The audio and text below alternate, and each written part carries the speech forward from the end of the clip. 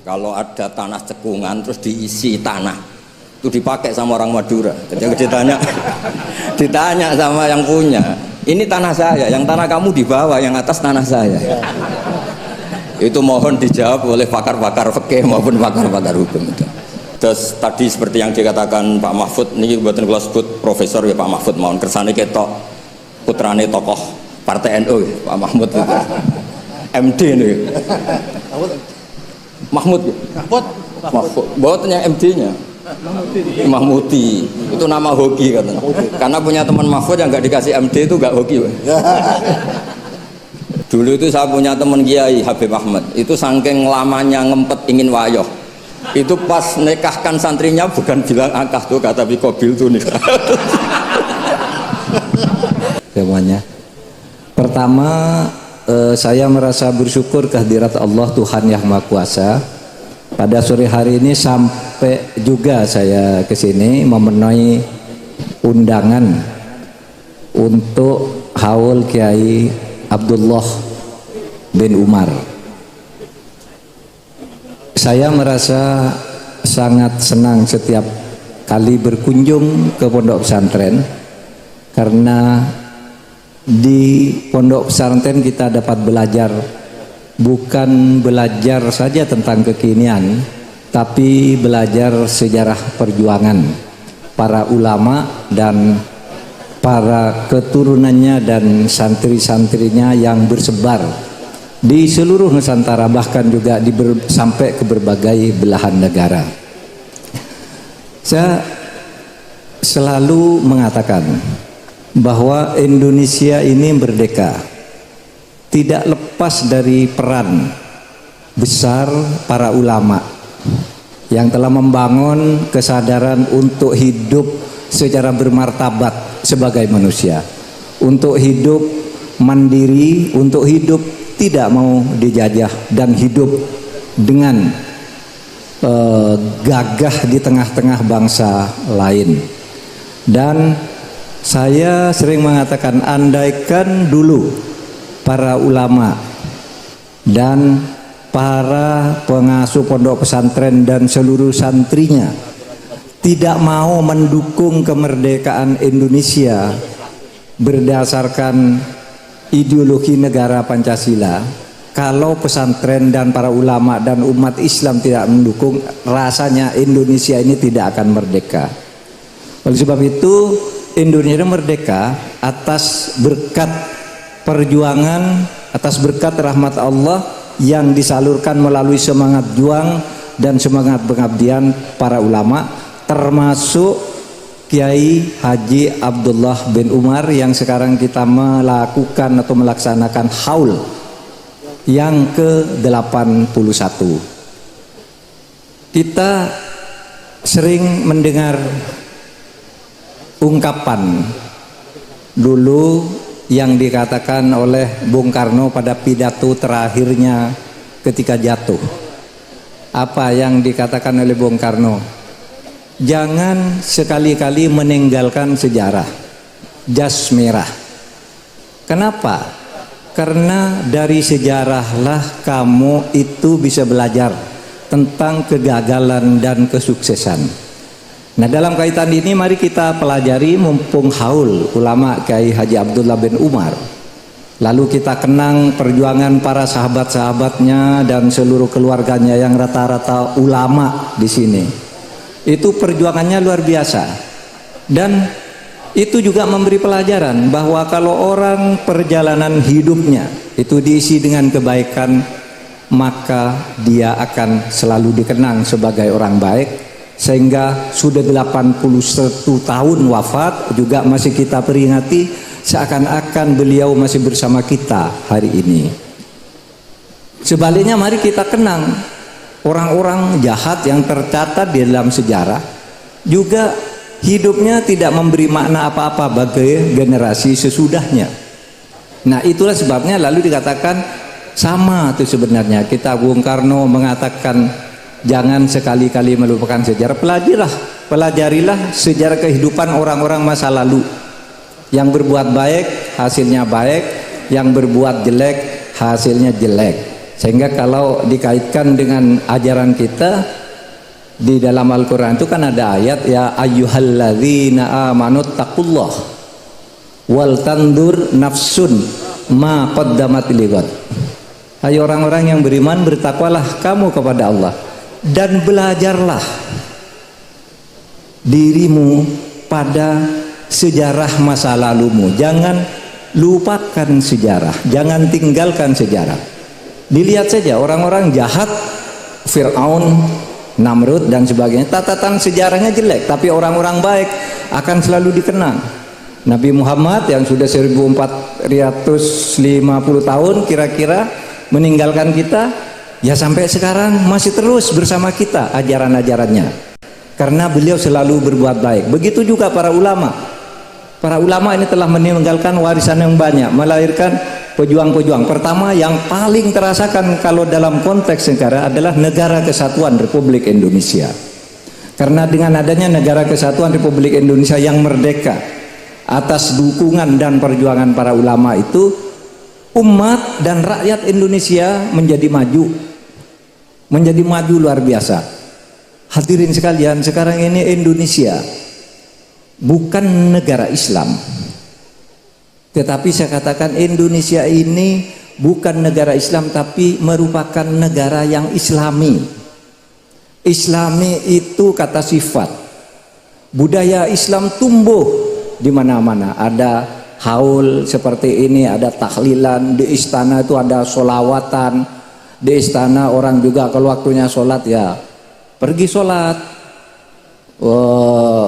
Yang kalau mantu juga pakai pengajian dan sebagainya. Itu budaya Islam sudah tumbuh bagus karena perjuangan para ulama yang menyadarkan rakyat untuk maju, merdeka, mendirikan negara. Begitu juga saudara sekalian, saya selalu mengatakan, mari kita berjuang umat Islam menurut posisi masing-masing, menurut pilihan politiknya masing-masing. Karena kita sama tujuannya untuk membangun bangsa dan negara yang kalau umat Islam artinya yang Islami itu. Dan sekarang hasilnya udah banyak.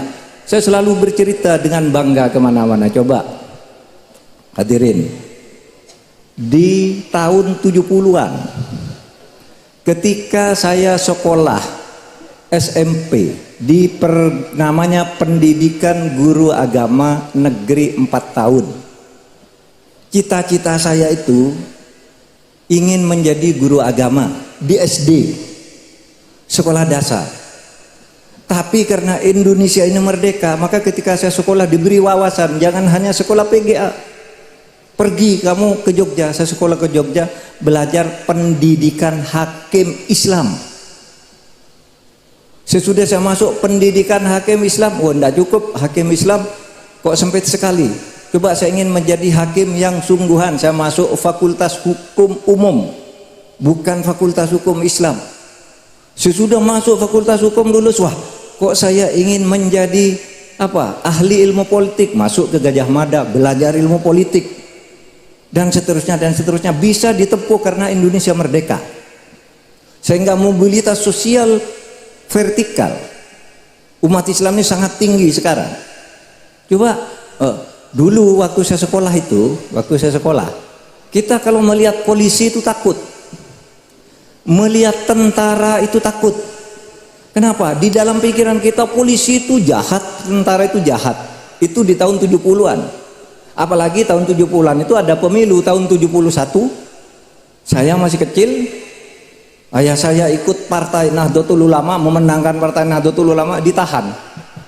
Karena di situ Golkarnya kalah di tahun 71 di tempat saya, dan ketua KPPS-nya di satu TPS itu ayah saya. Polisi itu sudah dijadikan tempat semaan Al-Quran, tempat majelis taklim, di markas kantor-kantor tentara, di Kodam, di Kodim itu sudah ada masjid, ada kelompok pengajian.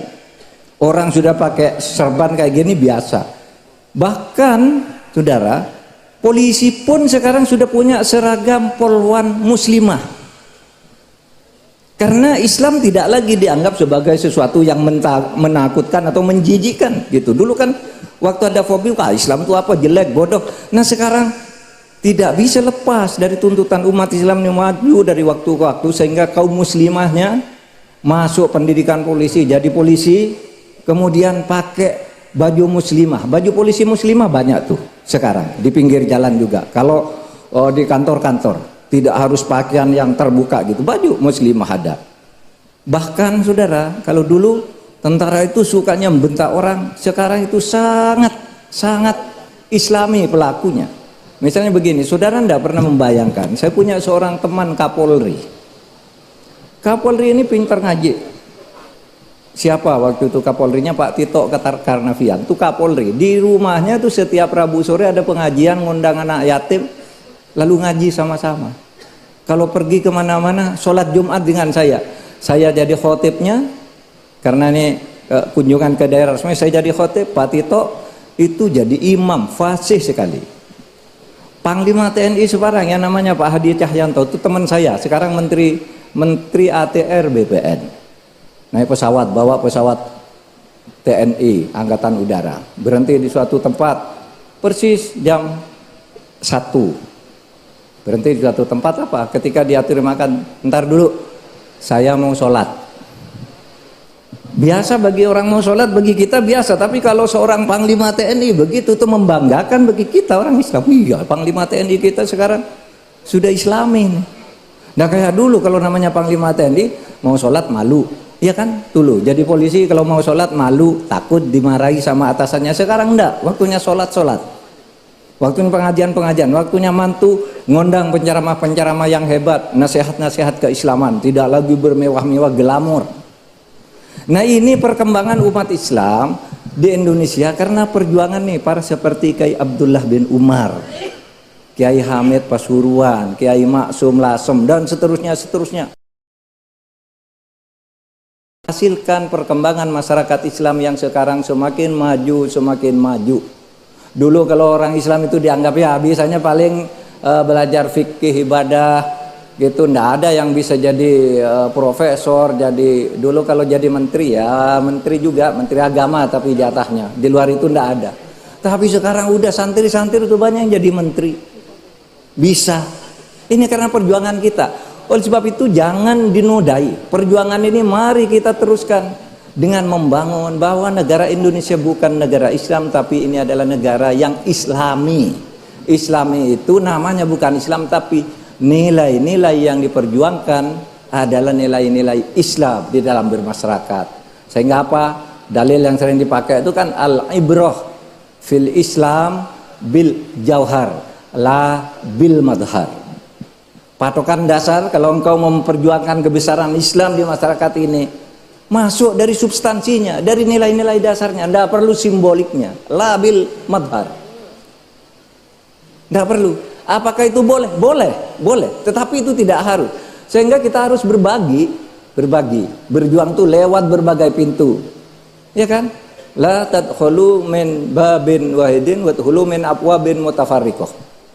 Ya kan? Masuk dari berbagai profesi apa saja dimasuki dan tanamkan di situ nilai-nilai Islami, karena Islam itu ada di setiap denyut kehidupan masyarakat, di setiap tempat bisa dikembangkan. Nah, itu yang saya kenang dari para ulama ini, sehingga saya merasa selalu sejuk para ulama itu dengan segala keterbatasannya, tetapi mampu membangun masyarakat dari waktu ke waktu sehingga menjadi maju sampai pada situasinya seperti sekarang. Saya ingin cerita sedikit. Coba Bapak masih ingat ketika Indonesia merdeka tahun 45, itu siapa yang berjuang? Ya rakyat Indonesia. Siapa itu rakyat Indonesia? Sebagian besar itu kaum muslimin dipimpin oleh para ulamanya. Tetapi begitu Indonesia merdeka,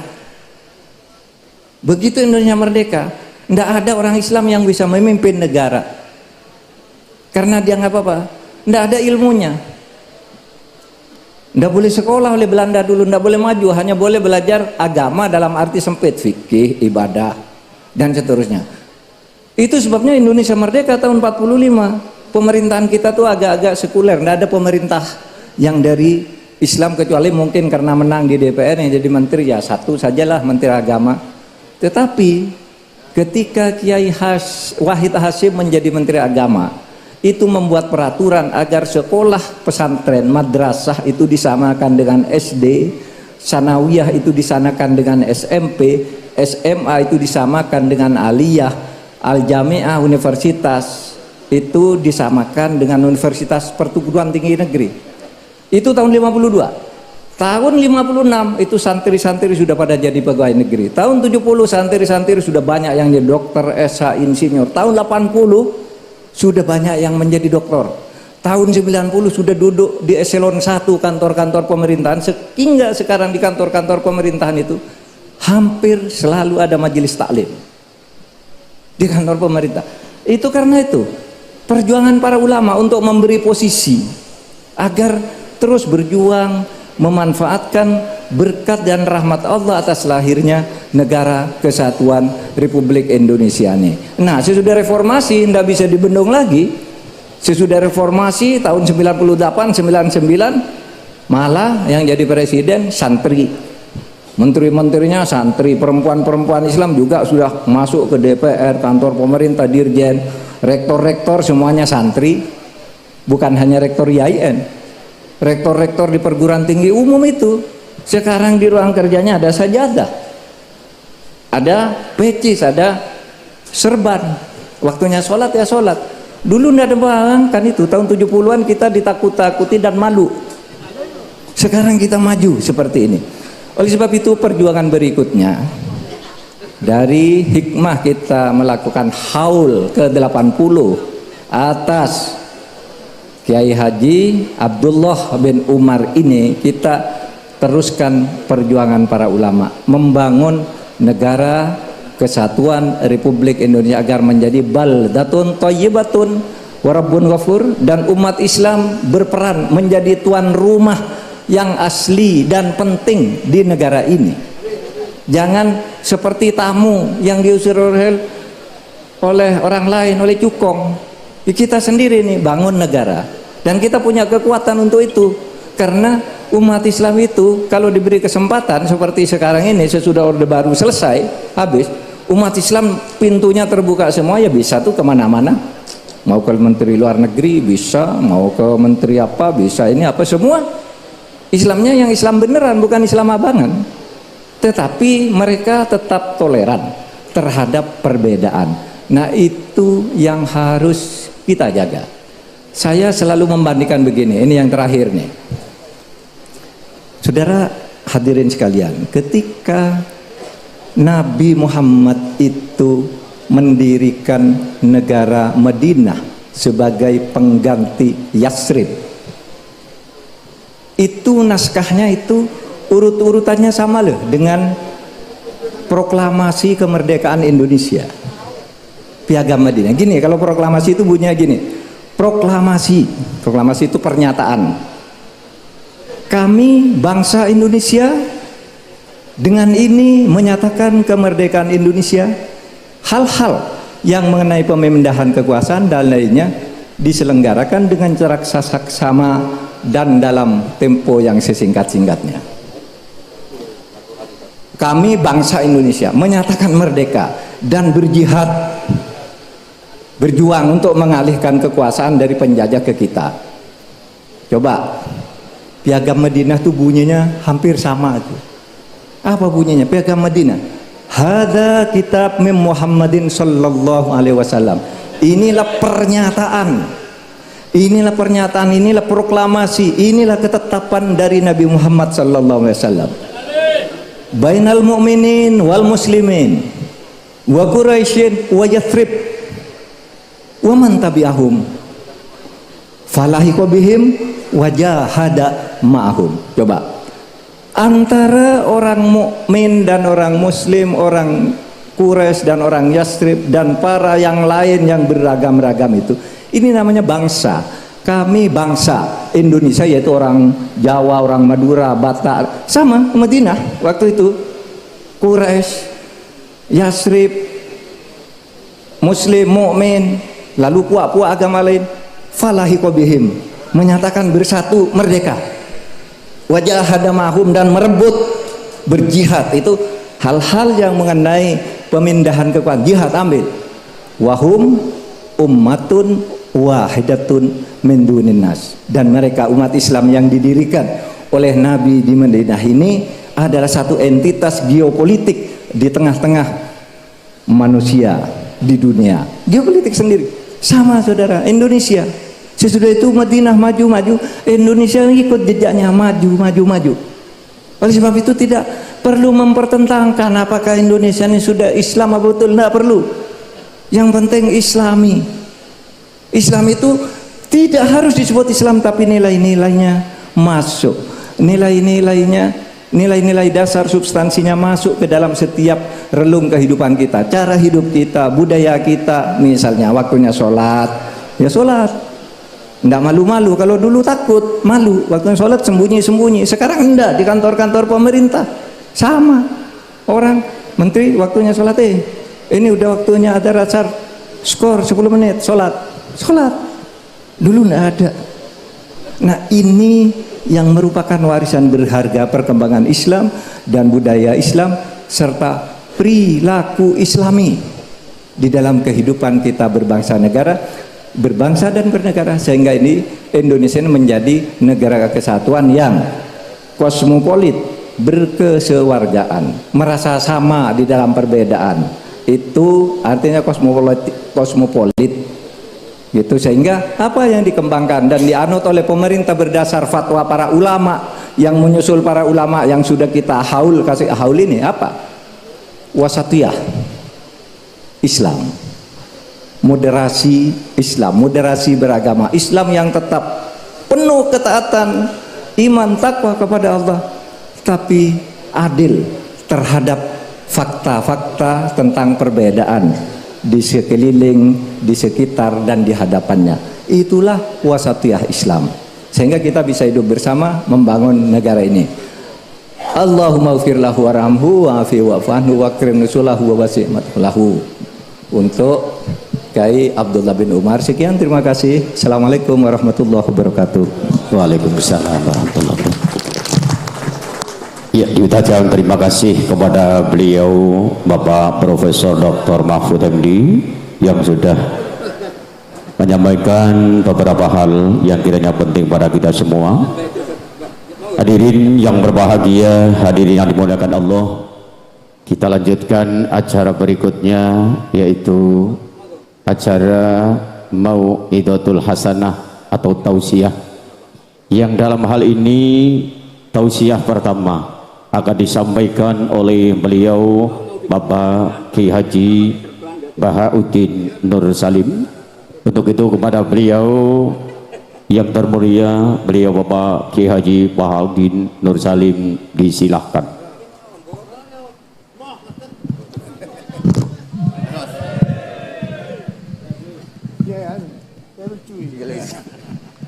Assalamualaikum warahmatullahi wabarakatuh. Bismillahirrahmanirrahim. Rabbi shrah li sadri wa yassir li amri wahlul 'uqdatam min lisani. Allahumma shalli wa sallim barik ala sayyidina wa lana Muhammadin wa ala alihi wa sahbihi asma'in. Nama ba'du. Ingkang sangat kula hormati Pak D kawula Haji Idris Abdul Hamid, wonten para habaib Habib Ahmad Al-Habsyi, wonten Profesor Hukum nih. Sedanten wonten niki nggih mitra kula teng UII. Tapi wonten PR saking tetangga Pak Mahfud itu. Kalau ada tanah cekungan terus diisi tanah, itu dipakai sama orang Madura. Jadi ditanya sama yang punya, ini tanah saya, yang tanah kamu di bawah, yang atas tanah saya. Itu mohon dijawab oleh pakar-pakar fikih maupun pakar-pakar hukum itu. Jadi kalau ada cekungan dibruk, kemudian tetangga Pak Mahfud pakai, itu milik siapa? Yang urut. Yang atas tanah saya, yang tanah bapak di bawah.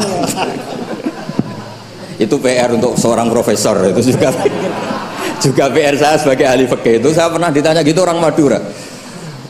Saya bilang, kamu gak butuh jawaban kan, butuh pengakuan, kata saya.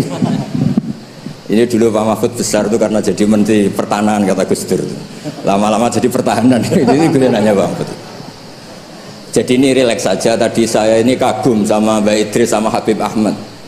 Dulu itu saya punya teman Kiai Habib Ahmad, itu saking lamanya ngempet ingin wayoh, itu pas nikahkan santrinya bukan bilang akah tuh kata Bikobil tuh nikah.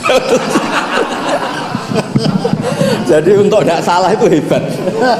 Terus ditanya, oh saya ini grogi baru latihan Kiai sehingga salah. Terus kadung ya? Ya, ada Kiai yang pinter. Kemarin pas mempelainya jelek, Anda tidak keliru katanya. Ternyata karena nganten putrinya tuh cantik, langsung bilang Kobil tuh nikah. Kalau pas jelek bener.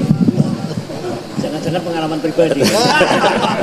Terus niki keluarga sedanten maaf. Jadi dulu Pak Hamid lahirnya di dalam ini Kiai Hamid.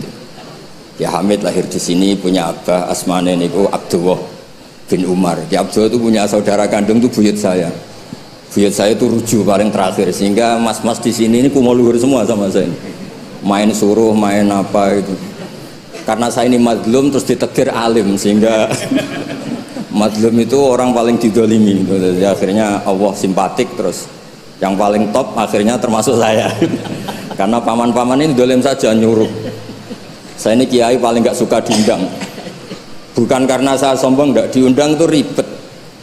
Ngomong harus muji yang punya rumah. Tadi Mas Zainal ini yang namanya Mas Zainal Arifin tuh ini.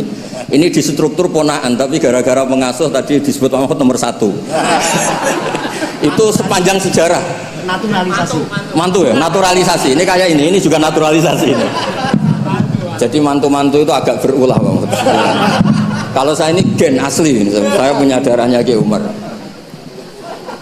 Terus tadi seperti yang dikatakan Pak Mahfud, ini buatan kalau sebut profesor ya Pak Mahfud, mohon kersane ketok putrane tokoh Partai NU ya, Pak Mahmud itu. MD nih. Mahmud ya? Mahmud. Buatan yang MD-nya. Mahmudi. Itu nama hoki katanya. Karena punya teman Mahfud yang nggak dikasih MD itu nggak hoki. Yang temannya nggak dipakai MD ya? Nggak hoki. Yang hoki itu yang dikasih. Ini agak aslinya ini. Yang dikasih MD. Jadi ini luar biasa, abahnya dikenang sampai diletakkan terus ya, dikira itu gelar, orangnya nggak tahu dikira gelar. Saya cerita sedikit tentang komposisi tadi, yang ngarang sholawat badar itu Mahfud itu ya Duriyah sini, namanya Kiai Ali bin Mansur bin Siddiq. Ya. Kalau mbah saya kandung Fatimah binti Idrus bin Umar, jadi mbah Idrus itu saudara kandungnya Kiai Abdullah. Nama kecilnya Abdul Khalik. Dulu itu ini cerita ke mas-mas yang gak pati seneng ngaji, ini buatan nyindir, cerita mas-mas yang buatan pati seneng ngaji Bang. Dulu ketika di umum diajarkan matematika porogabit, itu di pondok sudah dikasih metode porogabit yang lebih simpel. Jadi kalau 2,5 itu di bahasa faraid disebut rubu'ul usyur. Karena orang Arab itu gak suka nulis, sehingga kalau 100 2,5 nya berapa? Disebut rubu'ul usyur. Ditaksir dulu, 1/10-nya 100 kan 10. Nah setelah 10 rubuknya seperempatnya berapa? 2,5. Sehingga tanpa ditulis tahu, misalnya saya 1 miliar, 2,5 nya berapa? 1 miliar berarti 1/10-nya 100 juta, seperempatnya berarti 25 juta, namanya rubul usyur. Sehingga saya pernah ketemu pakar matematika dari beberapa kampus, cepet-cepetan ngitung matematika itu kita tidak kalah. Karena saya jenis cucu Mbak Umar yang sinau, ini nyindir putu-putu sing merapati seneng sinau. Terus monggo kalau aturi tobat nggih kersane.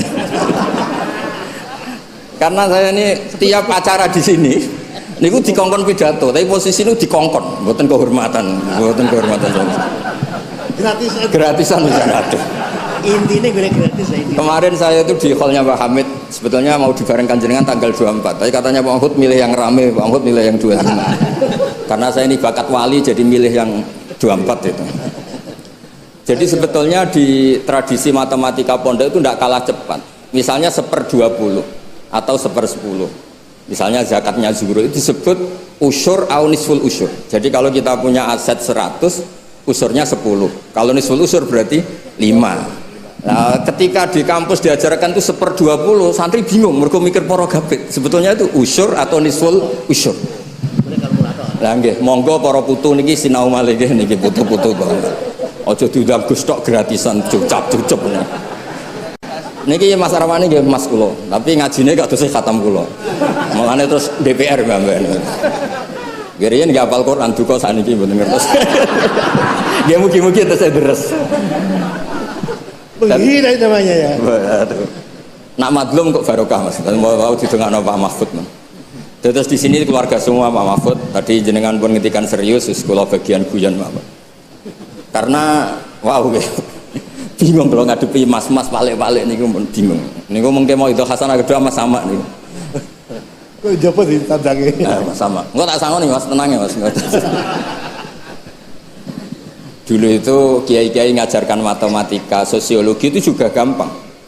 Dulu yang diajarkan kita Pak Mahfud supaya orang punya harga diri itu mengutip dawuh Sayyidina Ali. Ahsin man syi'ta takun amirah. Kamu berbuat baik saja sama orang, pasti Anda bisa memimpin. Ada seorang menteri, seorang presiden, seorang apapun itu kalau sama orang yang ngutangi, ada acara menteri itu orang nggak lihat. Itu ada menteri datang, diajak sama orang yang nggak siapa-siapa, nurut. Loh kenapa kamu nurut? Saya punya utang orang ini Gus. Jadi ahsin man syi'ta takun amirah. Terus wastaghni amman syi'ta takun nadhirah. Dan kamu tidak usah butuh orang lain, maka kamu setara. Itu kenapa para kiai-kiai yang masih megang ini ketika kenal orang kaya, kenal pejabat biasa saja, karena sekali butuh, wah masalah ini. Jadi wastaghni amman syi'ta takun nadhirah. Terus terakhir wahtas ila man syi'ta takun asirah. Dan silahkan kamu butuh orang lain, maka kamu akan menjadi tawanan orang itu. Sehingga di tradisi kiai itu meskipun orang paling miskin pun itu punya harga diri karena tidak punya utang. Wastaghni amman syi'ta takun nadhirah. Kamu tidak bisa butuh orang lain, pasti kamu setara. Kalau kalian Mas Sama ini kalah, ngundang Mas, ya Mbak Kiai Behi keren, putu Mbah Hamid. Sering neror kulo ini putune wali. Mbah Hamid dulure mbahku paling padha waline. Terus ojo saingan Mbah, saiki saingan putu. Ya cocok saingan putu lah ya. Saingan. Kulo niku ngorek ikhya lho, Mas.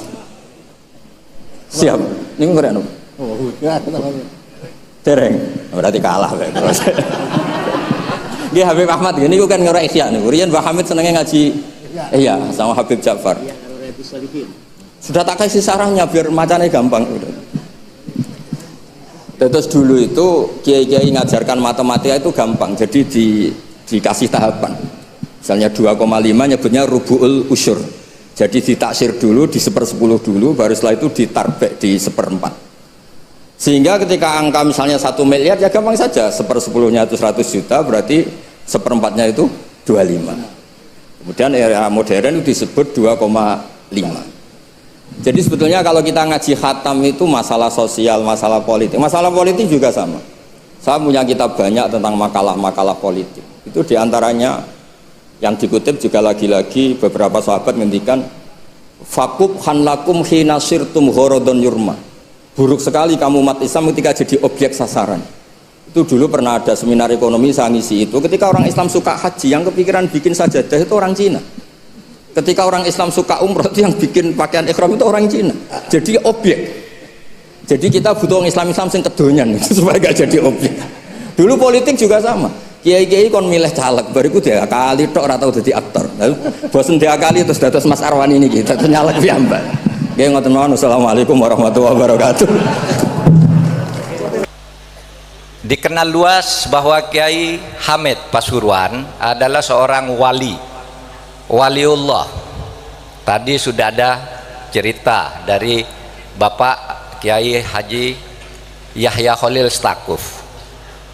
Kalau menurut agama Islam, menurut Al-Quran, wali itu apa? Wali itu orang yang sangat dekat kepada Allah, imannya sangat tebal, ketakwaannya padat, sehingga dia dicintai dan selalu terkabul apa yang diinginkan.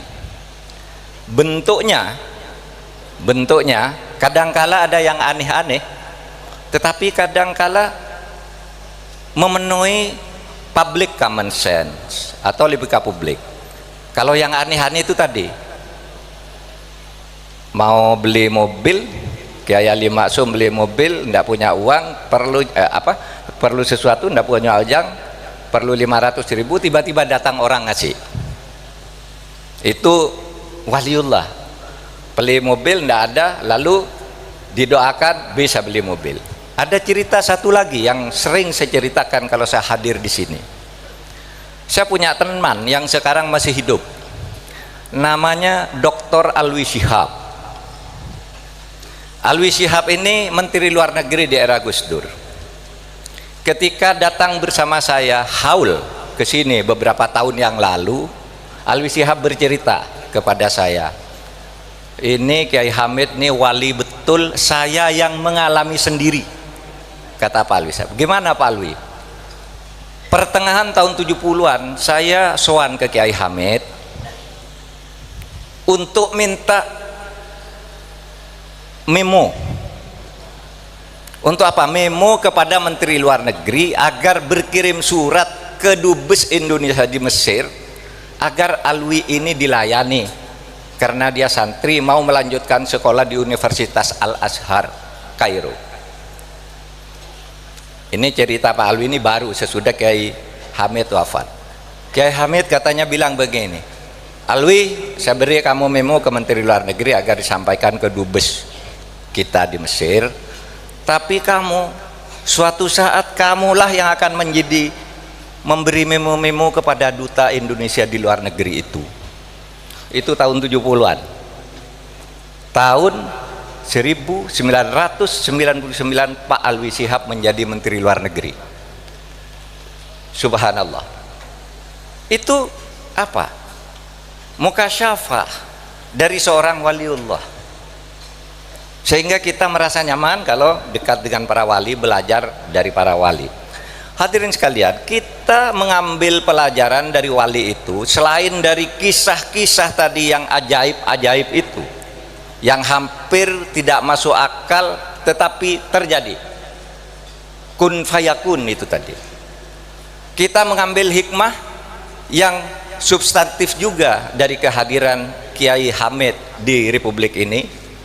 Beliau adalah salah seorang ulama besar, tokoh pesantren yang telah melahirkan ribuan bahkan puluhan ribu santri-santri yang kemudian mengisi dan memajukan Republik Indonesia ini. Tidak bisa dibantah bahwa kemerdekaan negara Republik Indonesia dengan bentuk rumah namanya Negara Kesatuan Republik Indonesia dengan ideologi Pancasila itu merupakan hasil olahan perdebatan yang mendalam antara tokoh-tokoh Indonesia yang melibatkan banyak ulama, sehingga Indonesia merdeka. Saya selalu bercerita gini, coba kalau dulu para ulama tidak setuju negara Indonesia merdeka, kalau misalnya tidak menjadi khilafah, Indonesia tidak akan pernah ada. Kalau ulama tidak setuju, umat Islam waktu itu 70% tidak ada Indonesia. Tapi ulama itu telah melakukan ijtihad bahwa negara yang kita perlukan sesuai dengan kebutuhan waktu, tempat, dan kebutuhan lokal ini adalah Negara Kesatuan Republik Indonesia yang kosmopolit, pluralistik. Itu yang disepakati. Dan saudara, karena kesepakatan itu Indonesia merdeka, dan karena Indonesia merdeka maka kaum muslimin itu maju sekarang ini, maju. Saya katakan coba berapa sekarang kaum muslimin, kaum santri yang dulunya dianggap orang kampungan sekarang sudah duduk di kantor-kantor pemerintah, pimpinan ormas kepemudaan di masyarakat, bisnis, semua maju orang Islam sekarang ini karena Indonesia merdeka. Dan yang ikut melahirkan kemerdekaan Indonesia ini adalah para ulama, terutama santri-santri Kiai Hamid ini antara lain, yang merupakan waliullah. Sekarang saudara, saya dulu tahun 70-an ikut kampanye politik. Orang Islam dulu yang kampanye politik yang seru-seru sekali itu tidak banyak yang menjadi orator panggung yang datang ke Madura. Saya mendengarkan Kiai Syukron Makmun pidato politik pemilu tahun 71. Wah, luar biasa. Tapi waktu itu umat Islam masih terbelakang, tokohnya sedikit ya. Sekarang perjuangan untuk memajukan Islam itu sedikit demi sedikit maju, sehingga pada tahun 80-an udah polisinya udah pinter ngaji, di mako-mako polisi itu sekarang jadi tempat pengajian. Saya selalu bercerita begini, bagaimana Anda mengatakan di Indonesia itu Islam tidak tumbuh dengan budaya pesantren? Tumbuh. Dulu tahun 70-an, saudara jangan bermimpi kok ada panglima TNI gitu, lalu sholat secara terbuka. Ini saya nih, sebagai Menko Polhukam, pernah bepergian sama panglima. Berhenti di suatu tempat pesawatnya, lalu apa yang dia lakukan pertama? Mohon izin, saya mau sholat dulu. Panglima ini sholat dulu, saudara, sembunyi-sembunyi orang sholat itu, malu takut. Sekarang berani. Kapolri waktu itu Pak Tito, saya datang ke rumahnya Rabu, ada pengajian ibu-ibu di rumah dinas Kapolri, ada pengajian. Artinya Islam itu sekarang karena punya NKRI, Negara Kesatuan Republik Indonesia, sudah tumbuh dengan budaya pesantren, egaliter, kosmopolit, menghargai perbedaan, hidup bersama untuk maju. Sehingga saya katakan begini, kok tidak benar ya bagi saya kok ada istilah umat Islam di Indonesia didiskreditkan, di Indonesia ada Islamofobia. Tidak ada, karena Islamofobia itu artinya pemerintah benci kepada umat Islam, pemerintah takut kepada umat Islam, sehingga akibatnya apa? Umat Islam itu dikucilkan, tidak boleh berperan di dalam kehidupan negara. Sekarang enggak, di dalam kehidupan politik orang rebutan umat Islam. Kalau ternyata ada yang terdiskriminasi, itu salahnya sendiri, kualitas umat Islamnya yang belum bagus. Negara sekarang pemerintah tidak ada Islamofobi, misalnya mendiskreditkan umat Islam. Sekarang minta undang-undang pesantren kita kasih, minta Universitas Islam Negeri kita kasih, karena ini umat Islam besar. Kita sekarang punya UIN, Universitas Islam Negeri di Indonesia sebanyak 27 UIN, ditambah IAIN ditambah Stein. Pesantren-pesantren sekarang sudah megah seperti ini. Karena apa? Ini salah satu perjuangan dari Kiai Abdul Hamid sebagai waliullah dalam arti yang logis, bukan yang ajaib-ajaib tadi itu banyak, tapi yang logis yang kita rasakan semua, bukan orang per orang yang merasakan. Kalau tadi yang merasakan ya Kiai Bisri, lalu Pak Alwi, atau mungkin siapa lagi yang merasakan, itu orang per orang. Ini umat sekarang yang merasakan, sehingga hidup di negara kesatuan Republik Indonesia yang berpersatuan. Apa yang diajarkan? Hargai manusia, jangan jumawa engkau, hiduplah sederhana, hiduplah secukupnya, bukan berlebih-lebihan. Lebih tegas lagi, tegakkan aturan hidup bernegara dengan baik. Ada yang mengatakan begini, Pak, sekarang terjadi Islamofobia karena ada orang Islam dibilang kadrun.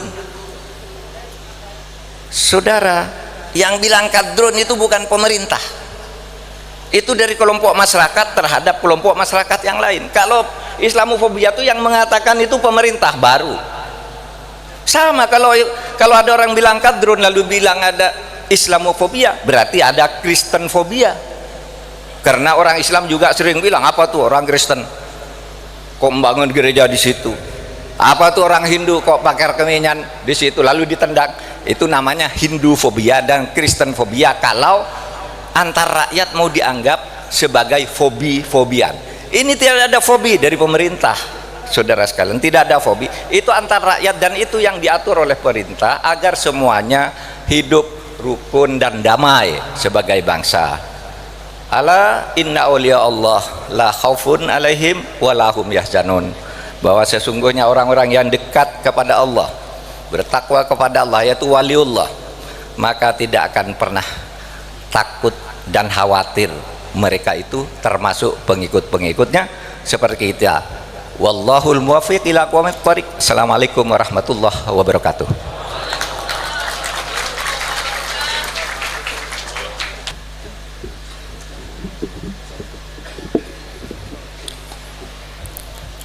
Diaturkan terima kasih atas sambutan Bapak Menteri Menko Polhukam Profesor Dr. Haji Muhammad Mahfud MD. Dan dari apa yang beliau sampaikan, kita bisa membuktikan bahwa ternyata Pak Mahfud MD bukan bermakna MD Muhammadiyah tapi ternyata Madura.